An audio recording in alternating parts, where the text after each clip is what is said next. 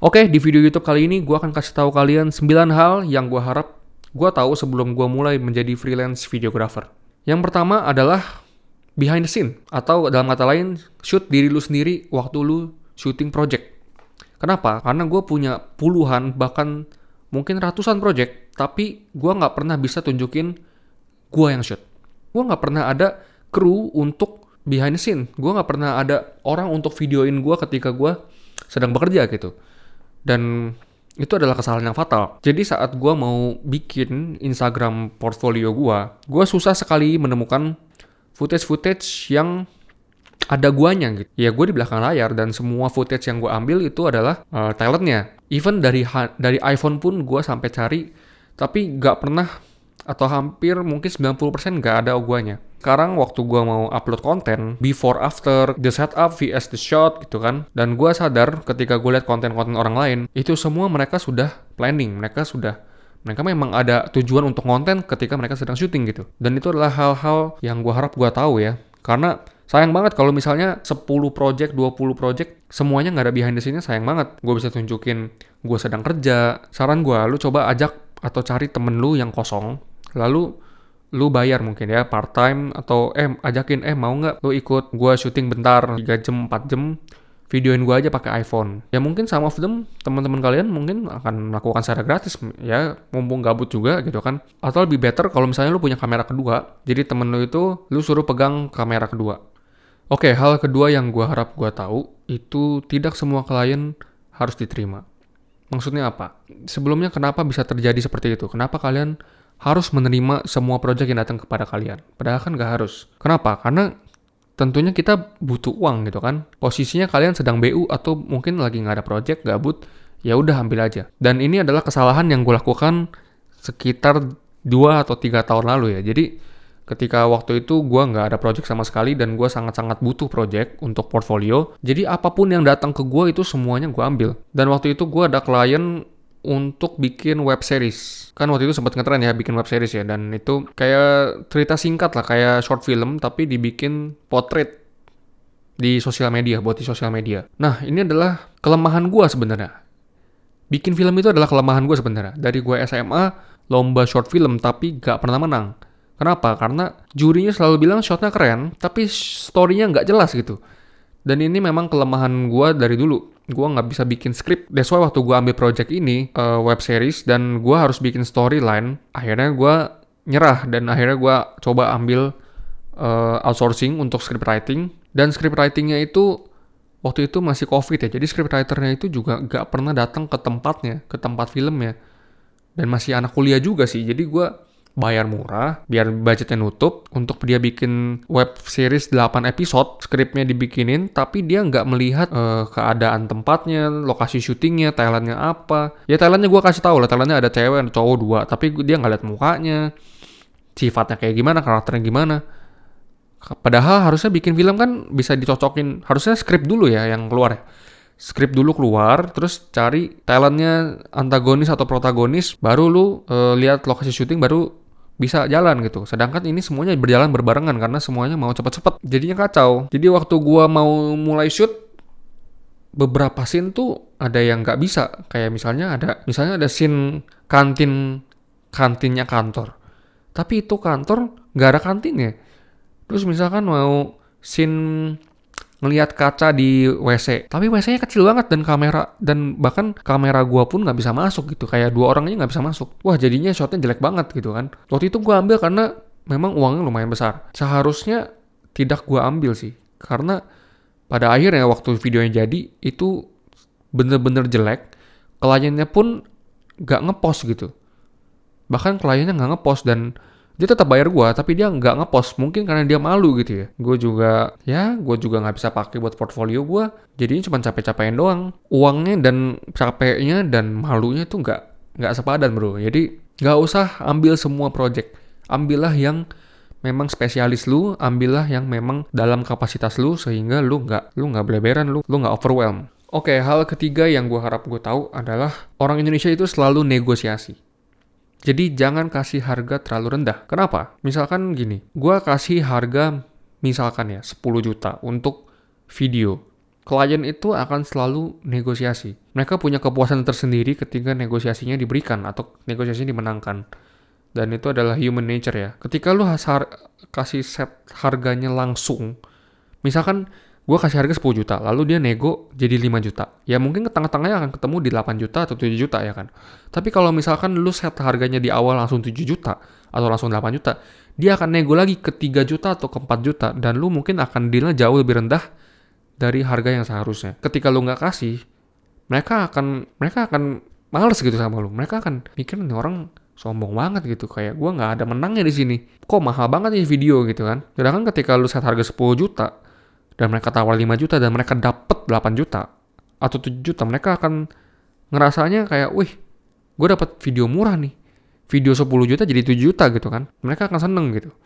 Jadi ya gue harap gue tahu sih sebelum gue mulai, karena gue banyak banget kasih harga kerendahan gitu. Dan akhirnya gue dinego lagi dan mau nggak mau gue ambil karena gue BU. Jangan sampai kasih harga terlalu rendah. Bikin negotiating space agar lu bisa ada ruang bernafas lah kalau lu dinego. Oke, yang keempat, posting di Instagram itu penting dan harus langsung. Mungkin kalian akan kebiasaan ya, kayak foto-foto video-video yang banyak. Terus kalian nanti aja deh postnya, nanti aja deh. Gue lihat dulu yang mana yang bagus di galeri, gue akan pilih yang bagus. Itu adalah penyakit seorang perfeksionis. Gue pilih, gue sortir, gue edit yang bagus baru gue post. Tapi itu jadinya apa ya? Jadinya nggak real time. Terus lu keburu sibuk dengan edit klien, keburu sibuk sama yang lain. At least for me, gue selalu telat mungkin bisa 2 minggu, 3 minggu setelah project postingnya. Karena gue overwhelmed dengan setelah selesai project gue harus edit baru bayar-bayaran segala macem, baru gue bisa posting Instagram gue. Padahal harusnya posting Instagram itu penting ya, terutama bukan story ya, tapi post. Menurut gue ini adalah hal yang harus dilakukan secepat mungkin. Karena sebenarnya mindset sih, biar lu jangan terlalu perfeksionis, tapi lu post aja, post portfolio lu di Instagram. Biar apa? Biar nggak kayak gue sekarang. Karena gue sekarang itu project-project tahun lalu nggak pernah ada yang gue post. Dan ketika gue post sekarang di 2024, itu semua adalah project 2022-2023. Sangat-sangat telat dan sangat-sangat tidak updated. Ya gue menyesali aja sih. Kalau gue tuh terlalu perfeksionis, terlalu pengen sortir, milih-milih yang bagus-bagus nanti. Terlalu procrastinate.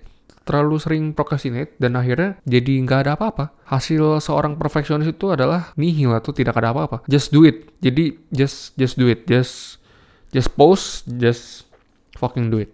Oke, yang kelima. Ini adalah kesalahan gue awal-awal dan pastinya semua orang melakukan ini karena mau save budget. Yaitu jangan beli gear yang terlalu murah. Ada pepatah, buy it nice or buy it twice. Dan ini sangat sering terjadi kepada gue. Mungkin dulu ya, kalau sekarang udah nggak. Karena dulu memang keterbatasan budget.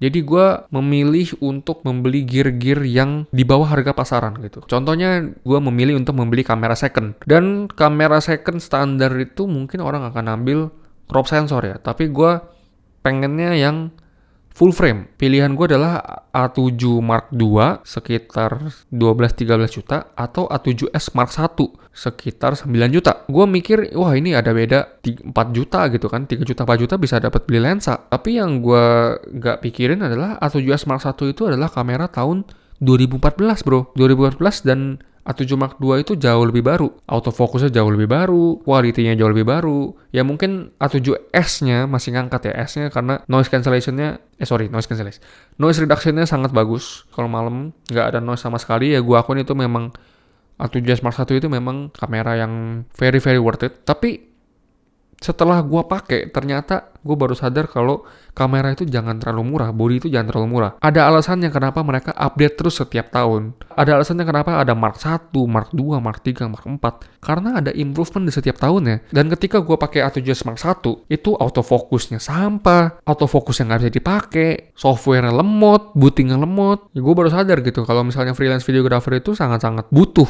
autofocus. Kalau kamera lu bodinya terlalu murah, terlalu tua, dan autofokusnya belum secanggih itu it's a fucking nightmare bro. Lu di gimbal sangat-sangat sulit.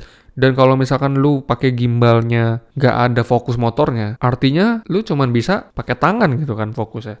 Jadi lu terpaksa, oke, bodinya murah, tapi lu terpaksa membeli gimbal dengan ada motor fokusnya, which is lebih mahal juga. Harusnya gue waktu itu bisa ambil A6400 atau A6300 yang autofocusnya cepet, bisa 4K. Sedangkan gue cuman mementingkan full frame dan low light, which is not a very good aspect ya. Kecuali gue mau full wedding mungkin oke.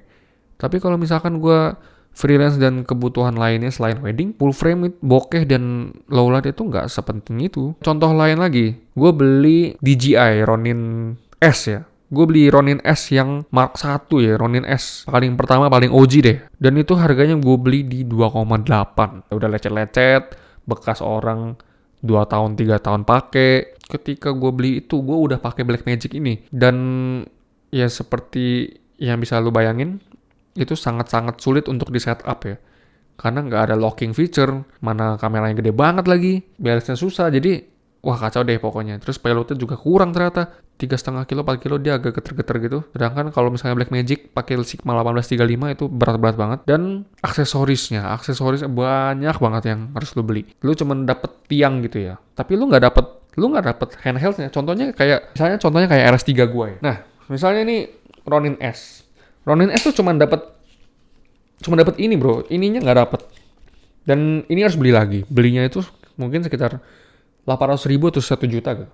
Dan dia nggak ada locking feature kayak gini kan enak. Misalnya gue mau tilt, dia tinggal setup tiltnya gitu. Mau yang roll, tinggal setup rollnya. Tapi kalau di Ronin S nggak ada. Dan yang ini yang game changernya, ini paling penting ya. Ini paling enak karena lu bisa low angle gitu. Sedangkan Ronin S nggak bisa. Jadinya gue jual lagi terus gue beli lagi ini. Ya untungnya kejual gitu kan Ronin S-nya. Kalau nggak, harusnya gue tinggal beli RS3 dari awal, RS3 Pro, selesai. Kamera apapun selesai. Oke, hal yang keenam adalah jangan beli gear terus. Setelah lu mulai freelance, lu akan mendapatkan uang, ya kan? Lu mendapatkan uang, lu mulai mendapatkan project-project, tabungan lu mulai banyak. Pasti lu akan upgrade grip, dan itu pasti banget. Minimal banget lu pasti upgrade body. Kenapa? Karena lu pasti dari awal nggak bite nice ya kan?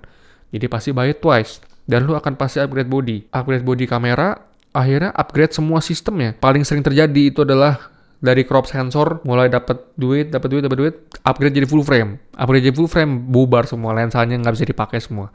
Akhirnya lu beli lagi lensa baru. Terus audio mungkin dulu pakai Takstar ya kan. Kayak Boya, terus upgrade lagi jadi Rode. Atau lu upgrade lagi jadi Holy Land atau apa. Lu akan beli terus. Dan ketika lu nggak buy it nice, lu akan selalu buy it twice. Sesimpel lu misalnya beli tripod deh. Kayak contohnya kayak gue ya. Gue beli tripod. Dulu gue beli Takara 1 juta umat ya kan. Setelah gue mulai dapat duit, gue beli lagi Takara yang agak tinggi. Yang 800 ribuan. Takara Rover 66 apa Takara Rover 77 ya. Mulai lagi tuh upgrade gear lagi. Terus ini kok tripod udah mulai nggak bisa. Akhirnya gue upgrade lagi Manfrotto.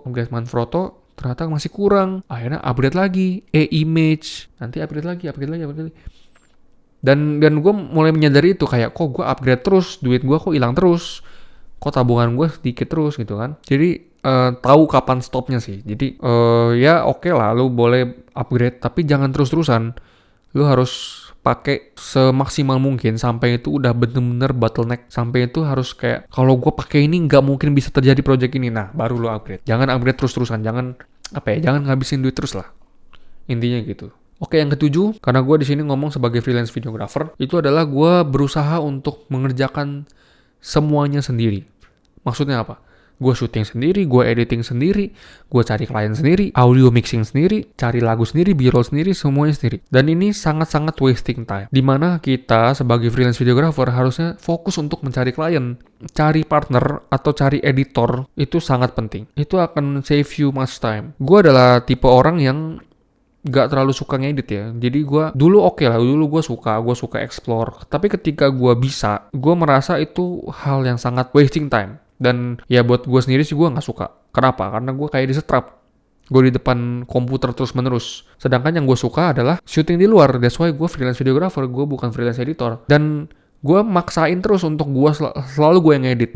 Biar gue maunya ya itu adalah hasil gue bener-bener pure dari gue. Tapi jadinya gue buang waktu yang harusnya gue bisa pakai buat cari klien lain atau syuting tempat lain, jadinya gak bisa gitu. Dan gue waktu itu sempet overload ya. Jadi gue seminggu itu 5 kali syuting. Dan karena gue gak mau cari editor, gue gak mau bayar editor, jadinya gue edit sendiri kan. Sedangkan waktu gue pulang, hari pertama itu udah capek. Editnya besok aja deh. Akhirnya syuting hari kedua, pulangnya capek lagi. Begitu terus. Hari ketiga, hari keempat, hari kelima. Sedangkan gue udah janjiin kliennya Senin udah selesai ya. Tapi gue capek. Akhirnya apa? Akhirnya Sabtu Minggu gue ngedit berjam-jam. Akhirnya bertumpuk-tumpuk. Coba kalau gue dari dulu bisa belajar delegate, gue akan cari editor langsung dan semua revisian. Oh ya, itu jangan lupa revisiannya bro. Jangan lupa revisiannya. Project itu setelah lu shoot, lu edit, sudah pasti ada revisiannya kan.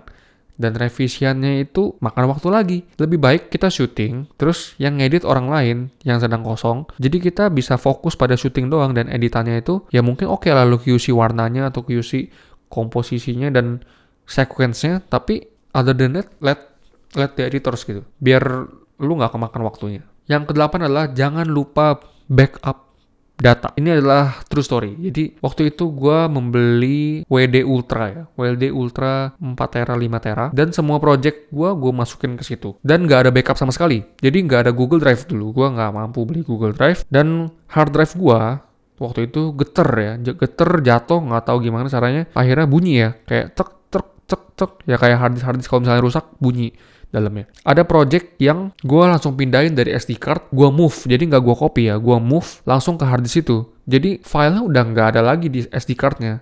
Karena gue pikir ya gue mau selalu clean, SD cardnya kosong dan selalu ready. Tapi ketika itu gue pindahin ke hard disk dan hard disknya fail, gak ada backup sama sekali. Dan itu projectnya belum selesai. Dan itu mampus itu. Itu mampus bro. Marah-marah dan kliennya nggak mau bayar ya. Ya gimana, salah gue juga. Dia juga udah keluar cost banyak gitu untuk melakukan syuting itu. Lokasinya udah bayar, talentnya udah bayar. Gue cuman nge-shoot doang bisa salah gitu kan. Datanya korup, tapi ya gue juga gak bisa ngapa-ngapain. Gue udah coba ke recovery hard disk, kata orangnya gak bisa. Karena lu harus membeli partnya, motherboardnya yang gosong. Tapi gak ada, ternyata motherboardnya gak ada. Jadi gak bisa, pokoknya intinya gak bisa diselamatin. Dan gue bilang ke kliennya kayak, ini kesalahan gue akan tanggung jawab dan gue akan cover semua costnya untuk shoot ulang dari sisi guanya. Maksudnya gue pastinya nggak bisa talangin ya talent lu, lokasi lu, karena itu talent dan lokasinya mahal-mahal. Tapi gue minta maaf sebesar-besarnya, tapi gue akan talangin semua yang ada di kapasitas gue. Termasuk waktu itu gue sewa sinema kamera, sewa lighting dan lain-lain. Gue akan cover dan tanggung semuanya dan lu nggak perlu bayar gue lagi gitu. Tapi ya nggak bisa. Secara waktu, secara energi, talent-talentnya juga udah punya kesibukan lain-lain dan akhirnya hilang selamanya, kliennya hilang selamanya. Dan kliennya nggak mau balik lagi gitu. Dan itu jauh lebih mahal daripada lu tinggal copy dan paste dan lu jangan di-cut dulu dari SD card sampai projectnya selesai baru lu move. Atau lebih gampang lagi, Google Drive. Kehilangan klien lebih mahal daripada lu bayar Google Drive setahun gitu. Jadi backup itu sangat penting. Oh ya, jangan lupa satu hal ya. Jadi ketika misalnya lu kirim-kirim file, kirim-kirim output, kirim-kirim RAW, kalian kan pasti minta RAW, minta output, minta RAW. Nah itu kalian jangan lupa untuk kasih deadline untuk klien itu download. Jadi misalnya, ini kita kasih link drive-nya 1 minggu ya, akan di-keep. Setelah satu minggu itu akan dihapus untuk project lainnya. Jadi tolong di-download sebelum seminggu gitu. Tujuannya apa? Karena storage itu mahal bos. Mungkin kalau lu pakai Sony 1080 syutingnya ya masih oke. Mungkin filenya cuma 1 GB, 5 GB, 10 GB. Tapi kalau misalnya Blackmagic, 10 menit itu 100 GB, bos. Satu iklan gue itu bisa 200 sampai 500 GB, bro. Ketika raw filenya belum di-download sama klien, mereka minta lagi 3 bulan, 4 bulan kemudian. Dan gue bilang, wah udah nggak bisa. Bukannya nggak mau ngasih, tapi filenya udah nggak ada di gue, udah gue delete. Storage-nya kemahalan gitu. Untuk gue keep file lu selamanya gitu ya. Tapi gue juga lupa untuk kasih mereka deadline. Gue taruh di drive, tapi gue nggak bilang ke mereka, lu download ya gitu loh. Jadi itu penting untuk kalian tahu.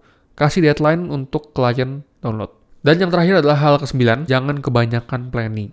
Jangan kebanyakan belajar, langsung mulai aja. Langsung mulai. Bener-bener langsung mulai aja. Misalnya kalian kebanyakan belajar kayak, caranya gimana ya ini, kasih harga, caranya gimana ya invoice, caranya gimana ya gini. Misalkan ada klien, langsung aja. Misalnya ada orang mau bayar lu ya, lu langsung bikin invoice, nggak usah bikin invoice yang fancy gitu. Langsung ambil opportunity-nya dan get paid gitu loh. Learning by doing gitu ya. Misalnya kalian belum pernah bikin short film, terus kalian pengen bikin short film, terus kalian belajar dulu Skripnya gimana sih, terus shotnya gimana sih, gini. Yang waktunya harusnya kalian bisa pakai buat bikin short film beneran. Jadi terbuang karena kalian harus belajar ini, belajar itu, belajar ini, belajar itu. Short film pertama gue aja, gue nggak pernah belajar apapun ya. Dan jadi aja sih, dan jadi gitu loh. Menang, juara 3 ya.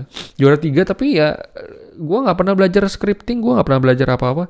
Gue bukan kuliah film, tapi gue bisa bikin film. Gue nggak belajar lighting di kuliah, gue nggak belajar audio di kuliah, tapi gue bisa sekarang karena ya learning by doing. Jadi jangan terlalu banyak mikir, jangan terlalu banyak planning, jangan terlalu banyak belajar, mulai dulu aja. Itu adalah hal-hal yang gue harap gue tahu sebelum gue mulai menjadi freelance videographer. Jangan lupa subscribe kalau misalkan kalian suka konten kayak gini, dan see you next time.